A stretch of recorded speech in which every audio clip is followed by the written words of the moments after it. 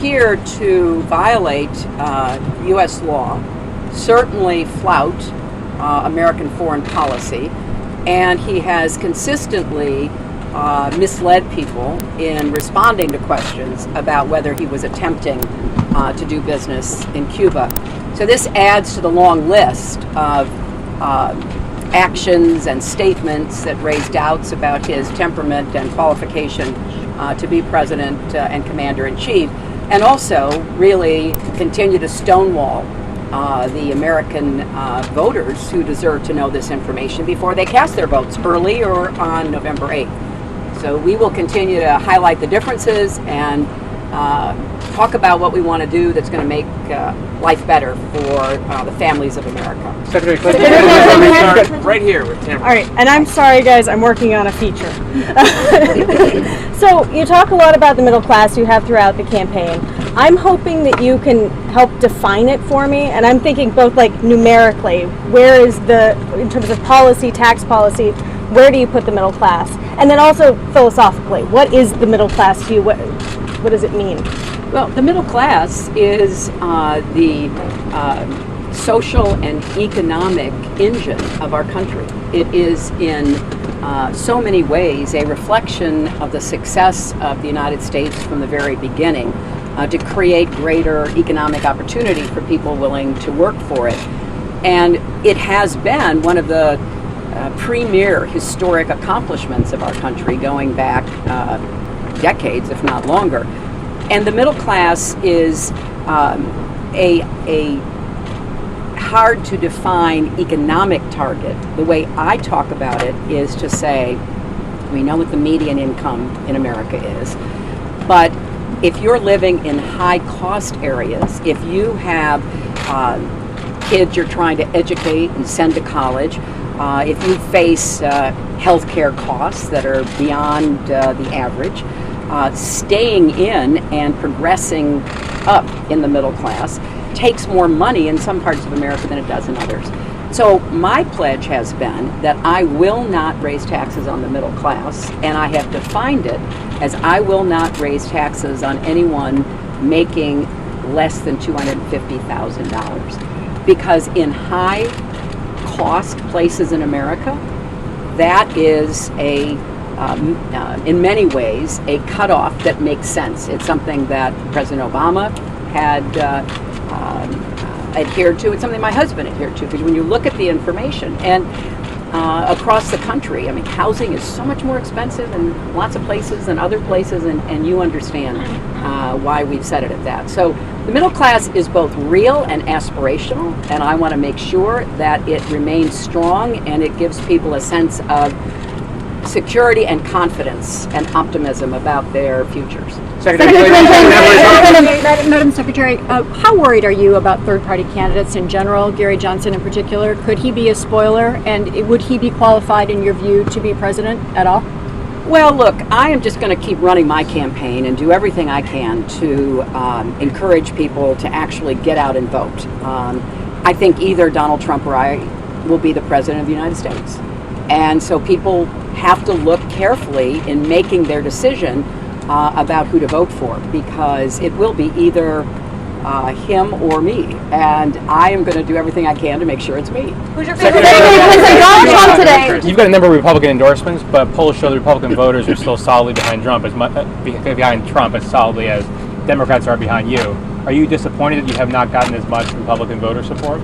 I am thrilled at the amount of Republican voter support I've gotten. I really am. And from people who understand the stakes in this election and are real thought leaders with a lot of experience. So the 50 national security professionals who came out and said they could not support Donald Trump some months ago, I think spoke volumes about his lack of fitness and qualifications for the job.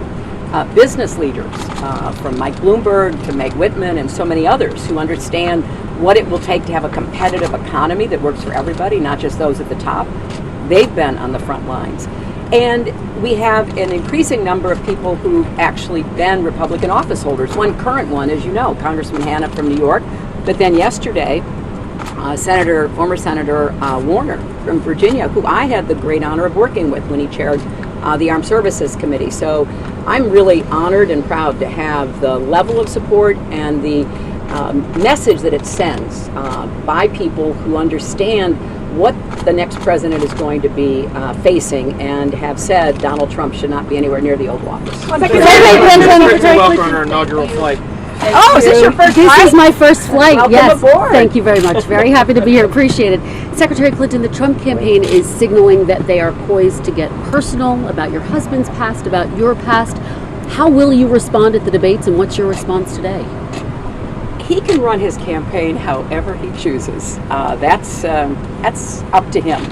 I'm going to keep talking about the stakes in this election. I'm going to keep talking about my agenda that will, I believe, increase growth, make it fairer, have it be lasting, deal with the real problems that families are confronting. What I want to do to keep America safe and to provide the kind of steady, strong leadership that the country needs, and to bring people together, which is going to be one of the highest priorities that I will have when I'm fortunate enough to be elected president, if that's what turns out. So, I'm not going to comment on how he runs his campaign. You'll be able to see, we have 2 more debates, what he says and what I say. Right down here. Actually, I wanted to ask you a Cuba follow-up question, which is you're going to go to Florida very late tonight and tomorrow. Do you think that the Donald Trump Cuba story resonates, in particular in Florida? And you're not a huge fan of continuing the embargo, so who cares if he went against the law? Well, look, we have laws in our country, and the efforts that Trump was making to get into the Cuban market, putting his business interests ahead of the laws of the United States and the requirements that businesses were operating under because of the sanctions, shows that he puts his personal and business interests ahead of the laws and the values and the policies of the United States of America. Now, I was a strong supporter of moving toward creating an opening with Cuba when I was Secretary of State.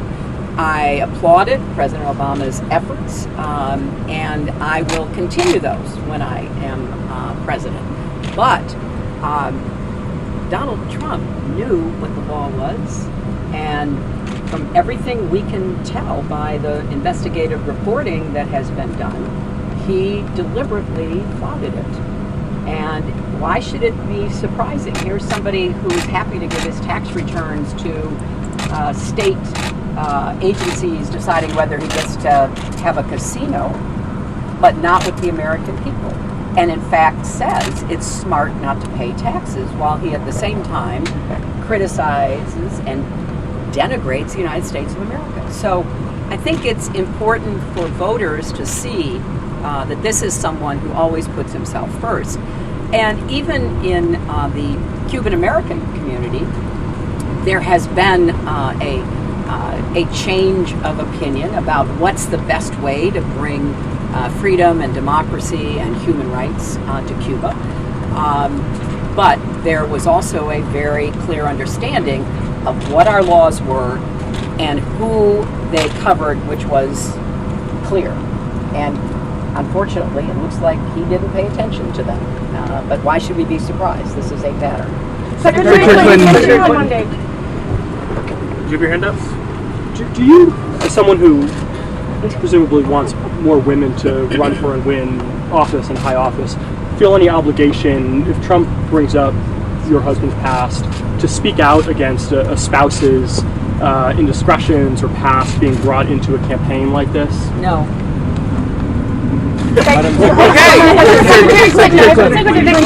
Let's do one more from Catherine right here.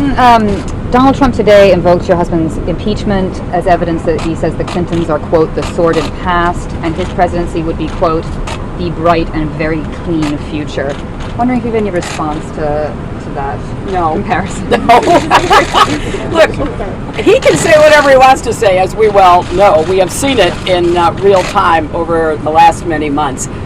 And I'm going to keep running my campaign, talking about what I think the American people are interested in, talking about how we're going to make a difference in their lives. I love the event I had with Senator Sanders yesterday in New Hampshire. I love my college calculator. I hope you all will write about it again, because that's what I think people are looking for. It's how can we get our government working for you? How can we help you deal with the everyday challenges you face?